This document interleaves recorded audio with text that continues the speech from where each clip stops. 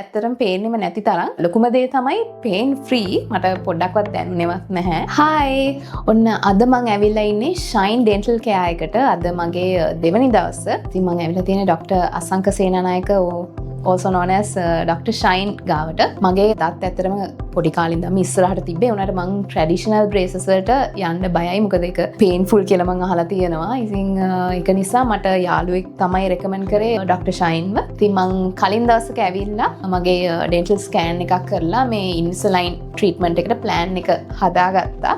So අද ඇවිල්ලා මගේ first set of Shine aligners දාගත්තා. ඉතින් ඔයාලට පේන්නෙම ඇත්තරම් පේන්නෙම නැති තරම් ලොකුම දේ තමයි පේන් ෆ්‍රී මට පොඩ්ඩක්වත් දැනුනේවත් නැහැ. තව මාස 6ක අද ඉඳන් මාස 6ක ට්‍රීට්මන්ට් ප්ලෑන් එකක් තියෙනවා. ඉතින් ඔයාලට පුළුවන් මාත් එක්ක එකතු වෙලා බලන්න මගේ ට්‍රීට්මන්ට් ප්ලෑන් එක කොහොමද ඒ වෙනස ඔයාලටත් බලා ගන්න පුළුවන්. ඉතින් අපි බලමු ෂයින් අලයිනර්ස් එක්ක මගේ ට්‍රීට්මන්ට් ජර්නි එක කොහොමද කියලා.